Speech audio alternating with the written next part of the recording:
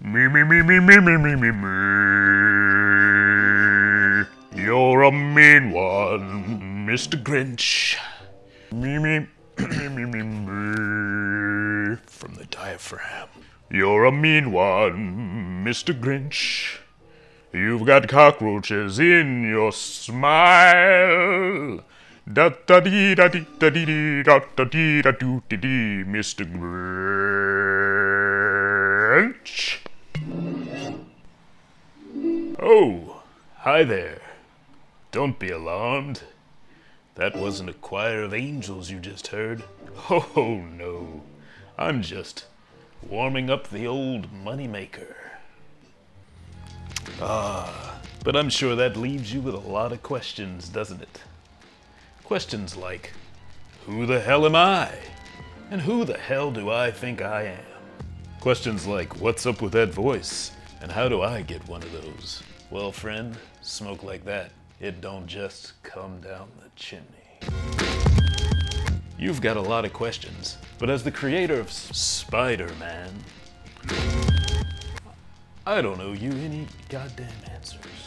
All I know is it's Christmas, or Hanukkah, or Kwanzaa, or maybe just another day. And instead of spending time with your family and loved ones, you chose to spend it here, with me, watching this stupid goddamn program. Well, friend, for that I think you owe me. And in the spirit of the holiday season, I like being owed. So how about I downshift the eloquence and charm and skillfully slide into the practiced cartoon hillbilly character that you're more comfortable with to answer some of your stupid questions.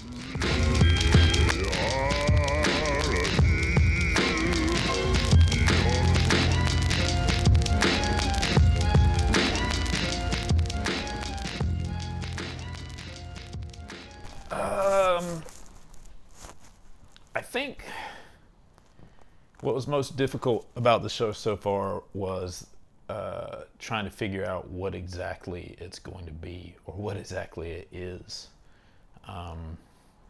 When I started doing this, my creative instinct was just to try and play around and make the kind of show that I didn't feel like existed, but unfortunately I had no way to articulate what that was. So a lot of my instincts were actually wrong. I felt like I could make a show that could go wherever I felt it needed to go. But as I got into the pursuit of it, I learned that often that meant that I was meandering around or jumping and making a really sort of jumbled mess of a show. And it took about 6 months of just playing around with it on the side before I started to even see any semblance of what it was or what it could be. Which leads to the second most challenging thing about the show, which was finding a narrative, trying to find the actual conversation. Because when you have a conversation with a person in real life and you're not a very good interviewer, you end up sort of organically jumping all over the place. And so the challenge becomes sort of threading and weaving and cutting all that stuff together in such a way that it makes everybody make a lot more sense and plays to the heart of what people were trying to say without misrepresenting them.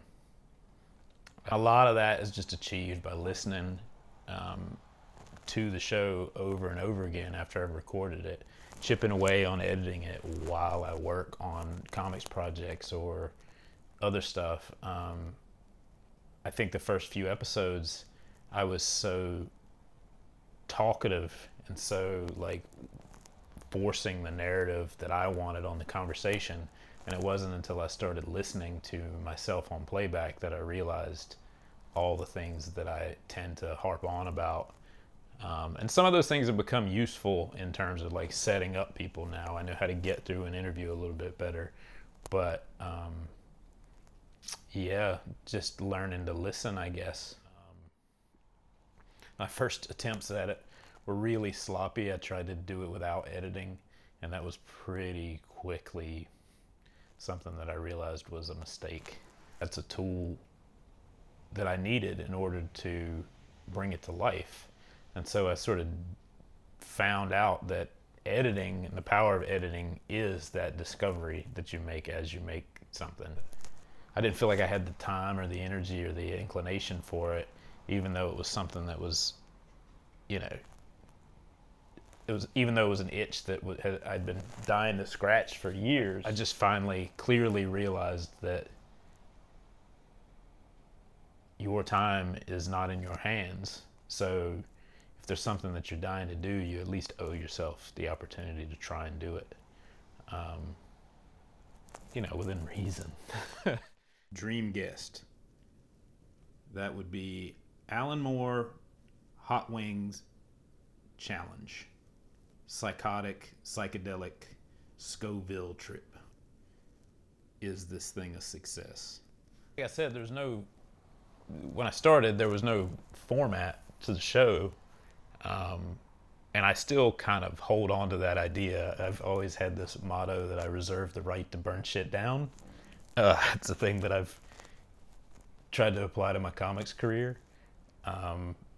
And that's just my playful way of saying that if it's not working, I'm going to try something new.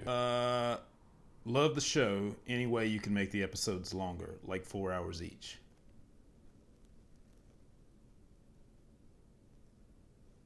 Get a goddamn job.